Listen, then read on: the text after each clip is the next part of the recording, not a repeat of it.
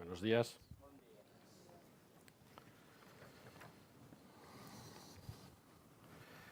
Con este púlpito minimalista se me hace un poco más complicado predicar. Y no por el tamaño del púlpito, ¿no? Para mí tiene varios problemas. Primero es que se van a ver mucho si me tiemblan las piernas. En el otro quedamos como un poco más discretos. Y segundo, porque no me cabe muy bien la Biblia en los papeles.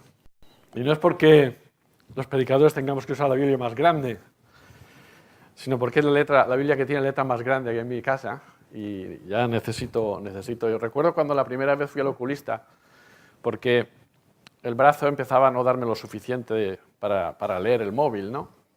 Y yo fui al oculista y de esas cosas que, bueno, muchas veces vamos a ver a los especialistas y nosotros sabemos mucho más que ellos, ¿no? Y le explicamos, digo, no, sí, yo es que creo que estoy perdiendo algo de vista porque yo trabajo delante del ordenador todo el día y la vista me está empezando a fallar. Dice, muy bien. Dice, ¿qué edad tienes? Digo, 45. Tenía 45 cuando iba a la primera vez. Dice, pues no te pasa nada a tu vista con tu ordenador. El problema es tu edad. Y a partir de ahora vas a tener que usar esto, ¿no? Y efectivamente, la cosa solo ha ido empeorando porque ahora ya ni el brazo me da de silla. Sin las gafas es imposible leer cualquier cosa. Y como podéis imaginar, salí con la autoestima bastante abajo después de esa visita al oculista. Entonces aquí tengo problemas un poco para colocar todas las cosas, pero con la ayuda de Dios vamos a intentar meditar en este pasaje, que es un poco largo, con lo cual espero que en unas 2 horitas lo podamos tener listo y podamos ir a todos a comer. Y vamos a leer un primer texto que nos coloca en posición de lo que en este pasaje ha sucedido. No hace falta que lo busquéis, yo lo leo, son los primeros capítulos de Hechos, en los primeros versículos del primer capítulo de Hechos, que dicen: en el primer tratado, Teófilo, hablé acerca de todas las cosas que Jesús comenzó a hacer y a enseñar, hasta el día que fue recibido arriba, después de haber dado mandamientos por el Espíritu Santo a los apóstoles que había escogido. A quienes también, después de haber padecido, se presentó vivo con muchas pruebas indubitables, apareciéndoseles durante 40 días y hablándoles acerca del reino de Dios. Y estando juntos, les mandó que no se fueran de Jerusalén, sino que esperasen la promesa del Padre, la cual les dijo: oísteis de mí, porque Juan ciertamente bautizó con agua, mas vosotros seréis bautizados con el Espíritu Santo dentro de no muchos días. Entonces los que se habían reunido le preguntaron diciendo: Señor, ¿restaurarás el reino de Israel en este tiempo? Y les dijo: nos toca a vosotros saber los tiempos o las sazones que el Padre puso en su sola potestad. Pero recibiréis poder cuando haya venido sobre vosotros el Espíritu Santo, y me seréis testigos en Jerusalén, en Judea, en Samaria y hasta lo último de la tierra. Y habiendo dicho estas cosas, viéndolo ellos, fue alzado y lo recibió una nube, que lo ocultó de sus ojos. Estando ellos con los ojos puestos en el cielo, entre tanto que él se iba, he aquí se pusieron junto a ellos 2 varones con vestiduras blancas, los cuales también les dijeron: varones galileos, ¿por qué estáis mirando al cielo? Este mismo Jesús que ha sido tomado de vosotros al cielo, así vendrá como le habéis visto ir al cielo. Entonces volvieron a Jerusalén desde el monte que se llama del Olivar, el cual está cerca de Jerusalén, camino de un día de reposo. Y entrados subieron al aposento alto, donde moraban Pedro y Jacobo, Juan, Andrés, Felipe, Tomás, Bartolomé, Mateo, Jacobo, hijo de Alfeo, Simón el celote y Judas, el hermano de Jacobo. Todos estos perseveraban unánimes en oración y ruego con las mujeres y con María, la madre de Jesús, y con sus hermanos.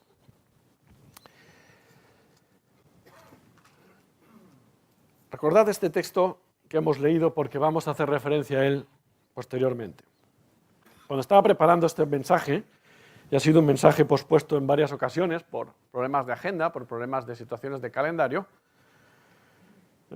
enseguida Dios me habló sobre el tema que os voy a traer, sobre la iglesia apasionada, ¿para qué? Y cuando le puse este título, pensé: alguien me va a malinterpretar, alguien me va a pensar diciendo: una iglesia apasionada, ¿para qué? en el sentido de que no hace falta ser apasionados, que no es necesario ser apasionados, o que no tenemos que sentir pasión por estar con Dios, por transmitir ese mensaje que Dios nos ha dado. No, no es este el motivo o el título o el mensaje que Dios puso en mi corazón. El mensaje que Dios puso en mi corazón tenía más que ver con qué vamos a hacer con toda esta pasión que estamos hablando todo este trimestre, que estamos los predicadores insistiendo. ¿Qué vamos a hacer con este apasionamiento por Dios? Con este apasionamiento por servirle. ¿Todo esto para qué? ¿Con qué motivo? Y me hablaba Dios sobre esto y me ponía este texto siempre. Tenía otros textos que podían servir para ilustrar este mensaje, pero Dios me hacía volver constantemente sobre este capítulo de Hechos 2 y lo que él pasa. No vamos a entrar a desglosar todas las cosas que hay en este capítulo. Hay muchas cosas, hay mucha enseñanza, pero simplemente dejadme que en 20-25 minutos yo pueda exponer 4 pinceladas y 4 detalles que vemos aquí que pueden servirnos también para hoy, que son válidos para la iglesia del siglo XX. Lo primero que quiero hacer es entender lo que es una iglesia apasionada. Muchas veces hablamos de conceptos y no nos paramos a interiorizar lo que es eso, no nos paramos a asimilar lo que es eso y estamos hablando de conceptos muchas veces que ni entendemos. Y para eso, siguiendo los consejos de nuestra Margarita San Paul, que siempre le gusta hacer estos usos, pues me fui al diccionario a ver lo que era una persona apasionada. Y el diccionario hacía dos acepciones. Decía, el que siente pasión por algo o por alguien, o el que se comporta o actúa dejándose dominar por la pasión. Lógicamente, estas definiciones me llevaban a decir, bueno, ¿y qué es la pasión entonces? Porque el apasionado es una persona que siente pasión por algo. Entonces fui a buscar pasión y entonces en pasión encontré 9 acepciones y ya algunas cosas me fueron dejando más curioso, ¿no? Algunas cosas ni siquiera las sabía. Pero decía, la pasión es la acción de padecer, la pasión de Jesucristo. Ya empieza a haber una asociación entre la palabra pasión y Jesús. Lo contrario de la acción, el estado del sujeto pasivo, el estado pasivo del sujeto. Esas acepciones nunca las hubiese pensado que tienen de la palabra pasión. Y después quizás las que más nos interesan, la inclinación y preferencias, había otra, la perturbación o afecto desordenado del ánimo, refiriéndose a las bajas pasiones. Y luego había las dos que quizás más nos interesan, o que tienen que ver con la acepción que nosotros hablamos. La inclinación o preferencias muy vivas de alguien a otra persona o a otra cosa. Y el apetito de algo y la afección vehemente de ello. Por último, 2 nuevas acepciones. El sermón de los tormentos y muerte de Cristo y parte de cada uno de los 4 evangelios. Fijaros, de las 9 acepciones, 13 acepciones de la palabra pasión estaban relacionados con Jesús y con su vida. Entonces, yo llego a la conclusión que una iglesia apasionada por Dios podría ser alguien que tiene una acepción, una inclinación muy vehemente hacia Dios. Pero en este momento, cuando yo estaba analizando este concepto, lo siguiente que me vino a la mente es que esto podía estar muy cerca de un fanatismo. Alguien que muy vehemente sigue a alguien. Alguien que muy vehemente defiende unas ideas políticas o religiosas u opiniones, ¿no? Porque también me fui a decir, bueno, ¿qué es el fanatismo? Y el fanatismo decía que es un apasionamiento y una tenacidad a la hora de defender esas ideas. Entonces, yo pensaba, ¿entonces ser apasionado por algo? ¿Podría definirse como ser fanático de algo? Y entonces pensaba en Jesús. ¿Cómo había reaccionado? Mirad, el fanatismo, especialmente religioso, verdad que está desgraciadamente muy de moda en nuestros tiempos, estamos viendo barbaridades, pero no es menos cierto que los mismos cristianos no nos podemos poner muchas medallas en eso, porque en el nombre de Dios y en el nombre del cristianismo y en el nombre de Jesús se han cometido también auténticas atrocidades y barbaridades. El fanatismo es algo muy peligroso. Y yo pensaba en Jesús a la hora de definir entre una persona apasionada y una persona que raya el fanatismo. Y pensaba en la mujer pecadora. Cuando la mejor pecadora fue puesta delante de Jesús, un fanático, sin lugar a duda, la hubiese apedreado. Porque era lo que decía la ley. Porque era lo que decían sus normas. Sin embargo, Jesús, que siendo una persona apasionada por la salvación del hombre, ¿qué hace? Cubre todas esas normas con el amor. Y le dice, vete y no peques más. Por lo tanto, el apasionamiento no tiene que ver nada con el fanatismo. Jesús no lo hizo. Jesús era un apasionado del hombre, un apasionado de hacer lo que fuera necesario. Y luego vamos a ver un poquito lo que tuvo que hacer para salvar al hombre. Los cristianos en ninguna manera debemos dejarnos llevar por el fanatismo. Los cristianos debemos ser personas que tienen una inclinación vehemente, una inclinación muy fuerte que nos lleva a hacer la voluntad de Dios, que nos lleva a ser personas que aman a Dios y buscar en Él en todo momento. Y llegado a este punto, es donde ya quiero pasar al texto para que ese apasionamiento por Dios, ese apasionamiento de nuestra fe, cómo debemos enfocarlo. Porque si ese apasionamiento lo único que produce es que estemos aquí muy bien, y muy contentos, y muy felices, y muy realizados, quizá va a ser un apasionamiento un poquito estéril. Va a ser un poco un apasionamiento que no va a traer nada de fruto. Y el capítulo 2 de Hechos nos muestra a un personaje que, si es algo conocido, es por su apasionamiento. Como cuando es conducido por el Espíritu Santo, los frutos son increíbles. Nos situamos, por tanto, en el contexto ya del texto que tenemos aquí en Pentecostés, este va sin X, y nos encontramos con una Jerusalén que está llena de gente. Pentecostés es la fiesta llamada la Quincuagésima. La Quincuagésima tiene que ver con la fiesta que se celebraba después de la Pascua, lo que se llamaba una semana de semanas, o sea, una semana, 7 semanas, una semana de semanas son 7 semanas, son 49 días, al día siguiente después de esas 7 semanas se cumplía el Pentecostés, la Quincuagésima, el día 50. ¿Qué se celebraba en este día? Se celebraba, por una parte, la conmemoración de que la ley había sido donada en esa época, y también se tenía una connotación de celebración de la acción de gracias por la cosecha recibida. En el momento de la Pascua se hacía una acción de gracias por las primeras gavillas recogidas, y en Pentecostés, 50 días después, se hacía una acción de gracias por haber recogido toda la cosecha.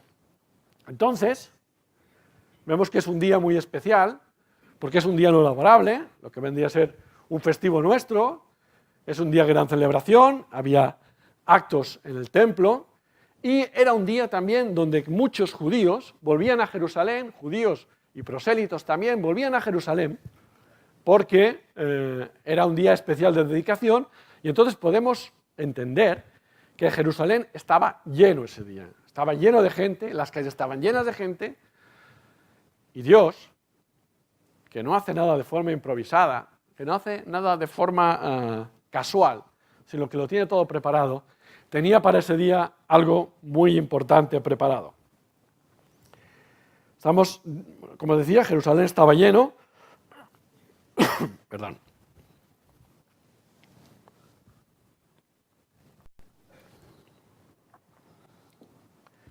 Y en estas condiciones nos dice que el Espíritu Santo es derramado en los creyentes. Y de una manera muy, vamos a poner entre comillas la palabra, muy espectacular, de una manera muy llamativa, de una manera además lo dice aquí estruendosa. Pero cuando leía que el Espíritu Santo fue derramado, entendía muy bien el contexto en que se encontraba la Iglesia. A veces pensamos, ¿por qué Dios no se manifiesta como se manifestaba en el Nuevo Testamento, en el primer siglo de la Iglesia? ¿Por qué no se manifiesta así con nosotros también? ¿Por qué no vivimos a lo mejor experiencias tan impresionantes como las que aquí se viven? Pues mirad, yo aquí he apuntado varias cosas que me hacen pensar qué necesito yo para que el Espíritu de Dios se manifieste en mi vida o en nosotros como iglesia, como grupo. Lo primero hemos leído en el capítulo anterior y por eso lo he traído, por eso, aunque las lecturas de hoy han sido un poco largas, solo vamos a tocar unos detalles, pero tenemos que pensar el momento emocional por el que estaba ese grupo de hombres. Y haced un poco de memoria. Unos 2 meses antes, después de 3 años de ministerio de Jesús, paseándose por toda Judea, haciendo milagros, haciendo maravillas, cosas que denotaban que él era un maestro especial, que era alguien muy especial, por fin llegan a Jerusalén. ¿Y cómo entran en Jerusalén? Como un rey. Yo me imagino a todos los seguidores de Jesús pensando, ahora vamos a poner el broche de oro a estos 3 años de ministerio y Jesús, el reino de Jesús va a empezar hoy aquí, ¿no? ¿Verdad? Entran en Jerusalén con una entrada triunfal, todos dándole loores, Hosana, al hijo de David que viene. Menos de una semana después, Jesús es arrestado, sentenciado con un juicio exprés y ejecutado. Me imagino ese grupo de personas, además lo tenemos aquí, ese grupo de personas que estaba aquí, ese grupo de personas en menos de una semana están hundidos, esparcidos, cada uno huye. Hablábamos, hace pocas semanas escuchamos a los de Maús, que es que mira lo que ha pasado, pues nuestro maestro pues ha sido muerto ya hace 3 días de esto, y esa iglesia vuelve a estar abajo, hundida. Ese grupo de personas vuelve a estar en una situación hundida. Sin embargo, 3 días después, Jesús se presenta a ellos como Jesús resucitado, el Jesús vencedor. Me imagino que ese grupo de hombres, aunque al principio recordaros las dudas que le crea todo, pero ese grupo de hombres renueva su confianza y es el principio de la iglesia de Jesús. Es el principio de la iglesia de la que hoy nosotros estamos participando. Vuelven a estar arriba, sin embargo, Jesús es tomado en los cielos. Pensemos, una montaña rusa de sentimientos, ¿verdad? Estamos arriba, estamos abajo, estamos arriba, estamos abajo. ¿Os suena? ¿Os suena? A mí sí me suena. A mí sí me suena. A mí sí me hace recordar muchas etapas de mi vida, donde estamos muy bien y de pronto estamos muy mal, y nos falta a veces la confianza en la fe. Pero este grupo de personas que ha vivido con Jesús, después de ver cómo el plan de Dios ha sido llevado a cabo y cómo todo lo que había dicho Jesús se ha cumplido, su fe sí que está muy fortalecida. Y lo primero que hacen es obedecer a Jesús. ¿Cuál fue el mandato que les dijo Jesús antes de irse? Quedaros en Jerusalén. Y ellos nos dice el capítulo 1 que se quedan en Jerusalén, van al aposento alto, tenemos que es el mismo lugar donde Jesús les había enseñado la Santa Cena, y se quedan ahí, y ¿cómo dicen que están? Están orando, unánimes y juntos. Fijaros cuántas cosas. Fijaros cuántas cosas que propician que el Espíritu Santo pueda ser derramado en esa iglesia. La iglesia necesita unidad, la iglesia necesita unanimidad, la iglesia necesita estar junta. Yo me sorprendo a veces cuando muchos hermanos piensan que ya no necesitan reunirse con los demás hermanos, ellos ya tienen fe, no es necesario venir a los cultos. Bueno, pues si vienes bien y si no vienes no hace falta, no pasa nada, No, Pablo luego nos lo va a recordar más adelante, no dejéis de congregaros, como algunos tienen por costumbre. Ellos están unánimes, sintiendo un mismo parecer. Ellos están orando y están juntos. Juntos porque por separado son mucho más débiles. Se dan cuenta de que estando juntos, ellos van a ser más fuertes. Porque la fe de uno va a animar al otro. Porque el sentir del Espíritu Santo que bate uno va a ayudar al otro. Y va a ayudar a levantarse cuando pase por momentos de debilidad, como he dicho, por momentos de flaqueza que todos pasamos. Pero estando juntos, la iglesia es fuerte. Y era una iglesia obediente, Era una iglesia obediente. Jesús les ha dicho, esperad en Jerusalén, y recibiréis poder, y poder de lo alto. Y es en esa situación es que el Espíritu Santo es derramado. Y nos dice que hay un gran estruendo, que no solo afecta al aposento donde ellos estaban, sino que toda la casa, y evidentemente, incluso yo no sé hasta qué punto la ciudad, pero gran parte de la ciudad ha notado ese estruendo en forma de viento recio que ha llegado, porque dice que muchos se acercan allí a ver qué ha pasado, ¿no? Acordaros, es un día festivo, hay mucha gente en la calle, Jerusalén está llena de gente, de visitantes que han venido para la ofrenda de ese día. Y fijaros, hay un detalle curioso también en este texto que he entendido y no había caído en él nunca. Dios, hasta ahora, casi siempre se ha manifestado utilizando una nube. De hecho, dice que en la ascensión también hay una nube como que lo cubre cuando está ascendiendo. En el Antiguo Testamento tenemos muchas manifestaciones de Dios en forma de una nube. Una nube, ¿por qué? Porque posiblemente el hombre no estaba preparado para tener comunión directa con Dios hasta ese momento. El hombre posiblemente no podía soportar la presencia de Dios. Y Dios tiene que poner una nube en medio, entre su presencia y el pueblo a la hora de relacionarse con él. Sin embargo, cuando llega el Espíritu Santo ya no hay nube. Hay un viento recio. ¿Y sabéis qué pasa cuando hay un viento? En el clima natural, cuando hay viento, ¿qué pasa con las nubes? Mueve las nubes y quita las nubes y puede haber claridad y la luz nos inunda. Dios ya podía tener comunión directa con sus hijos a través del sacrificio de Jesús en la cruz y por medio del Espíritu Santo que estaba siendo derramado. Ya no necesitábamos una nube, el velo del templo había sido rasgado, ya no necesitábamos un intermediario para ir a hablar con Dios, sino que el Espíritu Santo es el que nos ayudaba y el que nos comunicaba directamente con Dios. Y ya no hacía falta más nube. Ese viento recio está ejemplificando que ya hay claridad, que la luz se ha impuesto y que ya podemos tener comunión directa con Dios. El Espíritu Santo entonces nos dice que es derramado y se presenta como una pequeña lengua, cada uno teniendo una encima de su cabeza. Y dice que empiezan a hablar cada uno en lenguas de distintas nacionalidades.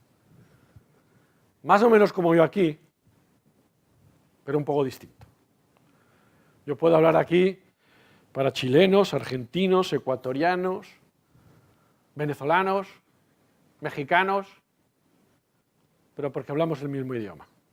Aquí, como nos ha leído Francisco, dice que cada uno hablaba en una lengua y podían entenderle todas estas nacionalidades que aquí se nos presentan, que tenían una lengua distinta, los partos, los medos, los elamitas, los que habitan en Mesopotamia, Capadocia, Ponto, Asia, bla, bla, bla, bla, bla, todos estos. He leído a muchos comentaristas sobre este texto y muchos opinan que sí, también en este texto había un don de lenguas, había lenguas celestiales y que posiblemente el Espíritu Santo estaba dando la interpretación a cada uno para que recibiesen en su lenguaje y lo entendieran.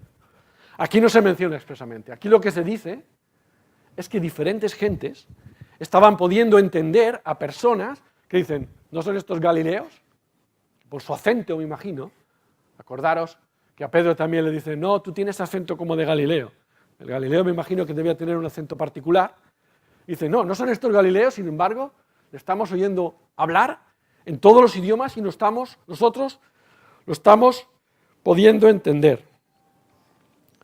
Como digo, el Espíritu Santo había sido derramado, ¿no? Y como hemos leído en el texto que justo acabo de leer, todo esto ya había sido anunciado. Todo esto había sido anunciado antes, había sido anunciado por Juan el Bautista. Lucas 13, 16 dice, respondió Juan diciendo a todos, yo la verdad os bautizo en agua, pero viene uno más poderoso que yo, de quien no soy digno de desatar la correa de su calzado, él os bautizará en Espíritu Santo y fuego.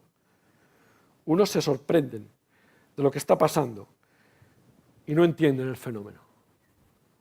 No entienden lo que está pasando y preguntan a ver qué está pasando. Otros directamente se burlan y se mofan, diciendo que no son más que un grupo de borrachos, que están ahí, están bebidos, y entonces por eso hablan de esa manera. La mofa, ¿verdad? ¿Quién no lo ha vivido siendo un creyente, verdad? ¿Cuántas veces nos han dicho, ya viene el santito con su mensaje? A mí me lo han dicho muchas veces. Cuando a veces algún no creyente le ha intentado hablar, digo, bueno, yo tengo la esperanza en Dios, ya viene el santito este que nos va a contar sus historietas, ¿no? Ya pasaba en el siglo I, no es nada nuevo. Algunos dicen, estos están borrachos, ¿no? Y viene ahora la parte que es el clímax de este mensaje que yo quiero dejaros hoy. Entonces, Pedro, un hombre apasionado, se levanta y con el poder del Espíritu Santo empieza a predicar la palabra de Dios.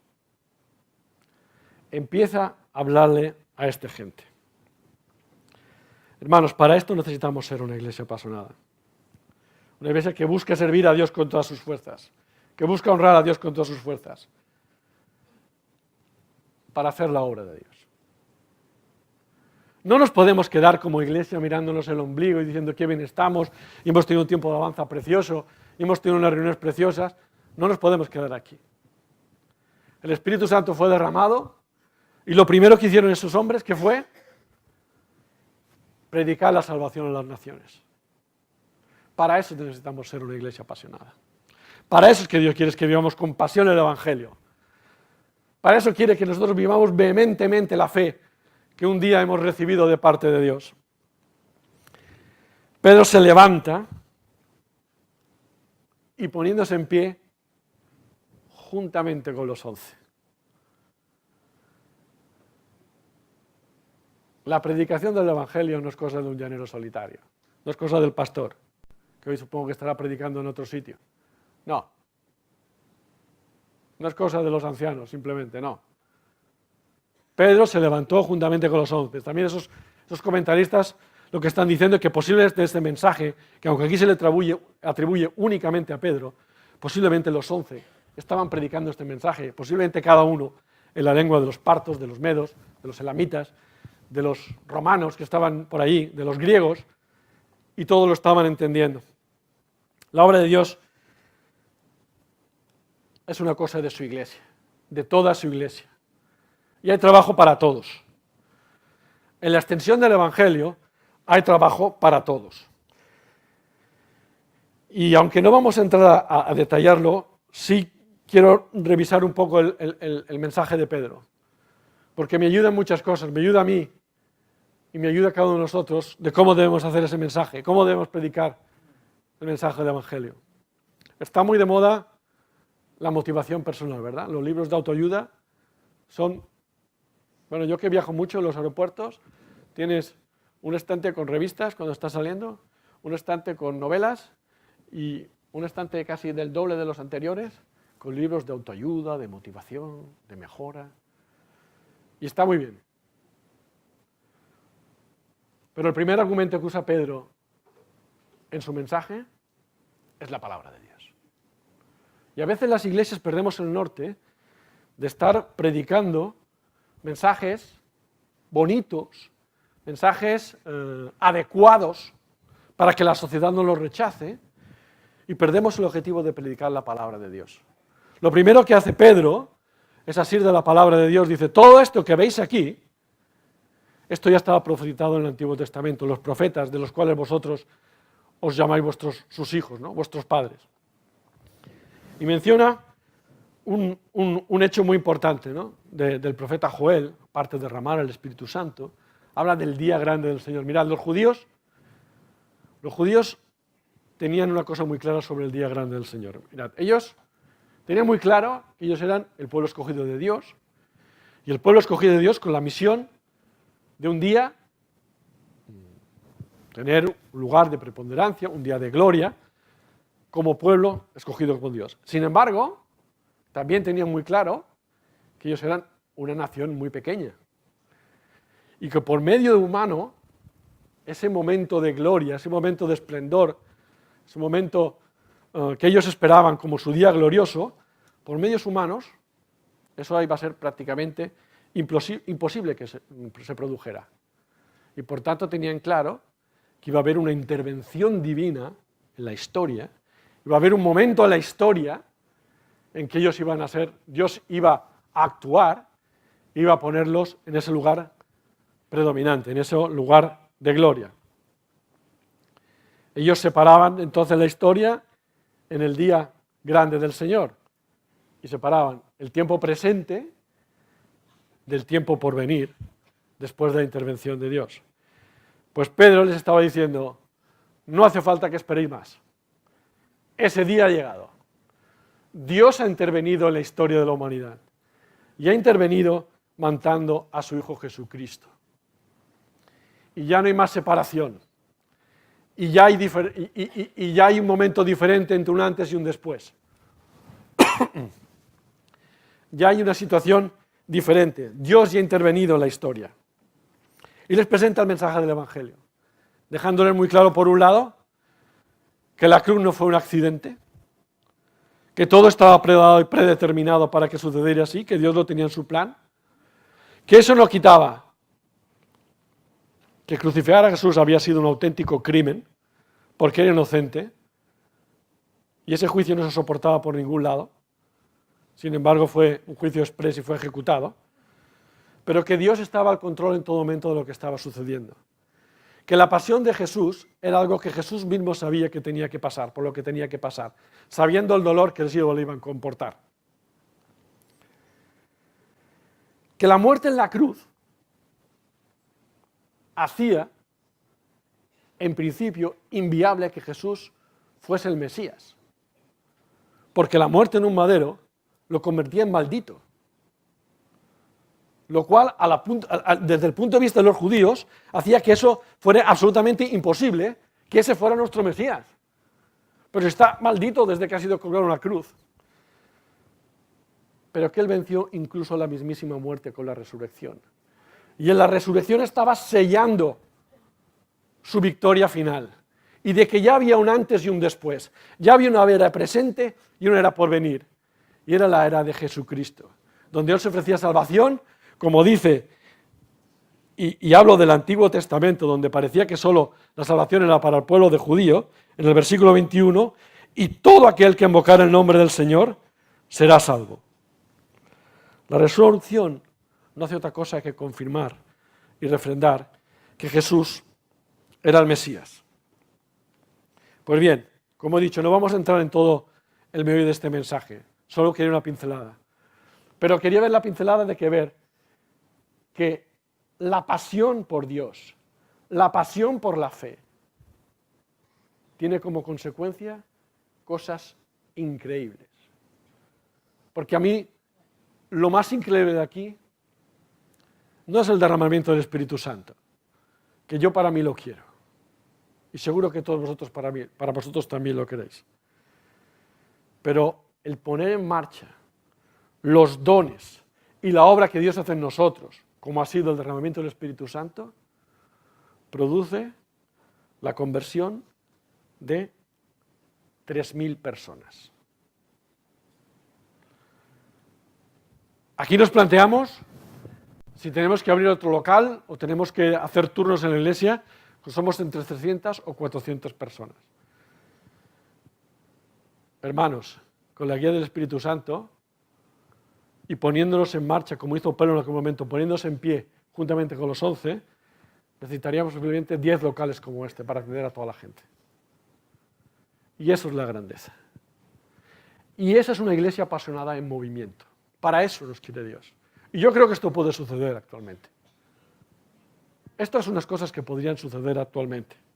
Pensad, la transformación que viene por medio del Espíritu Santo cuando sus hijos se ponen en marcha. No es el Espíritu Santo directamente el que habla a aquellas personas que 50 días antes, recordemos, habían crucificado a Jesús. Habían gritado, ¡crucifícale, crucifícale! Eso es lo que pensaban de Jesús todas esas personas. Pero una iglesia revestida con el poder del Espíritu Santo y que se pone en marcha, lleva a convertir a esas personas que dicen, crucifícale, crucifícale, ¿qué podemos hacer? Nos hemos equivocado. ¿Qué haremos? Le dicen. Y Pedro les tiene que decir, arrepentíos, cambiad el rumbo y bautizaos en el nombre del Señor. Una iglesia apasionada que se pone en funcionamiento. Una iglesia apasionada que se pone en marcha y empieza a utilizar los dones que Dios le ha dado, produce fruto al 30, al 60 y al 100 por uno, como sucede aquí. 10 locales como este no nos bastarían. En un solo día de predicación eficaz del Evangelio. Dios cambia los corazones. Y ya estoy acabando, pero permitidme que gire un poco la página y os cuente lo que sucede en el capítulo 3, en el siguiente capítulo. Pedro y Juan, estos hombres apasionados por el Evangelio, estos hombres que vivían la fe de una forma tremenda, iban juntos al templo a la hora novena, la de la oración. Y era traído un hombre cojo de nacimiento a quien ponían cada día a la puerta del templo que se llamaba La Hermosa, para que pidiese limosna de los que entraban en este templo. Cuando vio a Pedro y a Juan que iban a entrar en el templo, les rogaba que les diese limosna. Pedro, con Juan, fijando los ojos en él, le dijo, míranos. Entonces él estuvo atento, pensando que iba a recibir algo de ellos. Mas Pedro dijo, no tengo plata ni oro, pero lo que tengo te doy. En el nombre de Jesucristo de Nazaret, levántate y anda. Y tomándole por la mano derecha le levantó, y al momento se le afirmaron los pies y los tobillos. Y saltando, se puso en pie y anduvo. Y entró con ellos en el templo, andando, saltando y alabando a Dios. Fijaros, hombres llenos del poder del Espíritu Santo. Como no solo predican el Evangelio,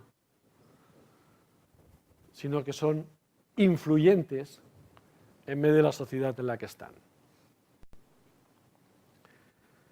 Como he dicho antes, Pedro y Juan son llenos del Espíritu Santo y parece que ya no necesitan nada más. No. ¿Dónde iban ellos? Iban al templo, porque era la hora de la oración. La nueva fe no está reñida con la disciplina delante de Dios, con hacer las cosas como Dios espera de nosotros. No, iban al templo, a la hora de la oración. Y entonces nos encontramos con una situación muy importante. Y como he dicho antes, y no he seguido porque no quería anticiparme, en Pentecostés había mucha gente y se levantó Pedro a predicar y los 11 con él, aunque Pedro parece ser el que tomó la iniciativa, tomó el liderazgo, como más apasionado que era, ¿no? Como ya sabemos. Pero hay trabajo para todos. ¿Os habéis fijado en el cojo? ¿Os habéis fijado que el cojo no va él no va a la puerta del templo para pedir? Le llevaban, ahí lo he dicho. Alguien le llevaba. Hay trabajo para todos en la obra de Dios. Necesitamos gente que traiga a los necesitados y los ponga en la puerta. Necesitamos gente que abra estas puertas, necesitamos gente que prepare el sonido, necesitamos gente que prepare estos micros, necesitamos gente que trabaje en el vídeo allá atrás, que están trabajando mucho antes de que nosotros lleguemos. Necesitamos gente que abra las puertas y ponga el aire para que aquí podamos estar. Necesitamos gente que agarre ese cojo y lo traiga aquí, para que pueda ser predicado, para que pueda darse un milagro como el que aquí se dio. Todos somos necesarios, desde el primero que llegó aquí hasta el último que llegó aquí. Y 2 detalles más.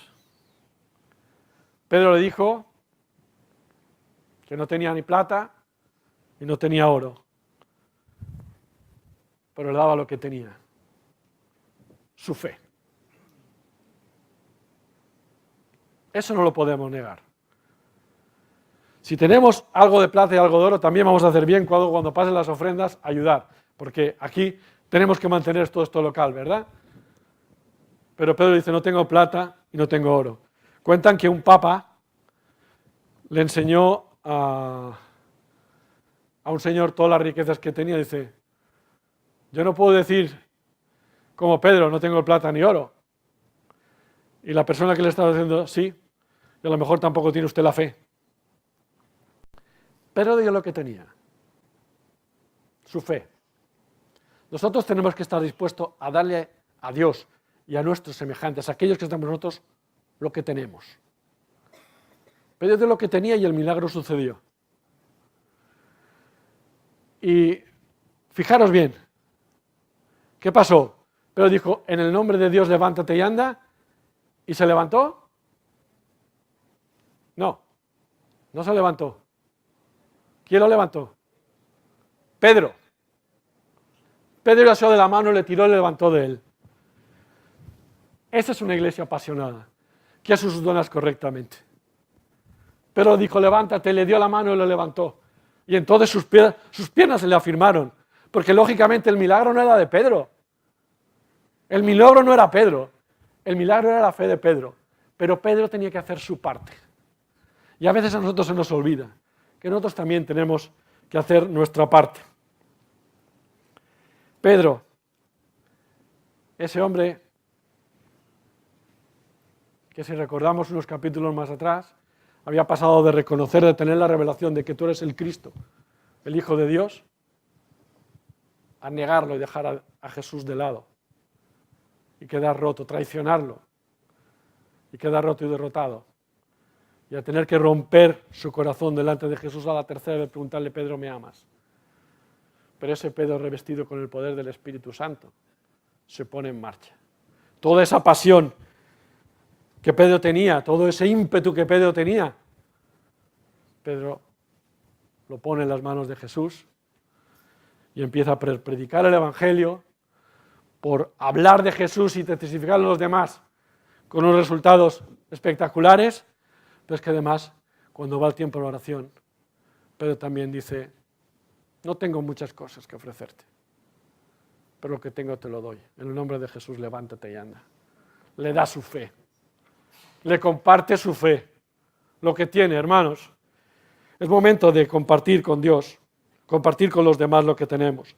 Para eso necesitamos ser una iglesia apasionada. Hay muchos ejemplos. Tenía muchos ejemplos de situaciones igual, de gente apasionada, que lo primero que hace es ponerse en marcha y transmitir el mensaje. Los pastores en Belén, después de recibir el mensaje de que Jesús ha nacido, no dice, bueno, pues ahora vamos a dormir, a descansar, que fijaros la hora de la noche que son. No. Se van a Belén, confirman que lo sucedido y leen el texto. Empiezan a contarle a los demás lo que ha sucedido. Saulo, el gran perseguidor. Saulo les daba una caña tremenda a los cristianos. Cuando Saulo es tocado por Jesús, come un poco, se recupera, ¿y qué está haciendo? Empieza a predicar por toda la región.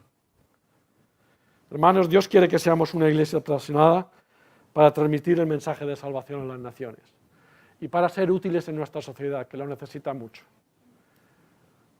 Yo espero que nosotros también seamos esa iglesia apasionada, esa iglesia que lo da todo por Dios, esa iglesia que se involucra y que no se queda en la tibieza. Y acabo aquí. Porque acordaos en el Apocalipsis lo que habla de los tibios. Dice que los arrojará de su boca. Y yo siempre me ha costado mucho este texto entender. ¿Por qué a los tibios? ¿No será a los tibios y a los fríos también? No, solo a los tibios dice que los arrojará de su boca. ¿Sabéis por qué? Porque los fríos saben que son fríos. Y el saber que son fríos quizá les pueda hacer que Dios los pueda tocar. Pero ¿sabéis qué le pasa a los tibios? Que los tibios no sienten que tengan necesidad de subir su temperatura espiritual. Los tibios piensan que están bien así, ellos no están fríos. No están calientes, pero tampoco están fríos. Esa no es una iglesia apasionada. Yo os invito, hermanos, a que seamos una iglesia apasionada y que se involucra con la predicación y con el testimonio a todos aquellos que Dios nos pone alrededor y que le demos lo que tenemos, nuestra fe. Que el Señor os bendiga, hermanos.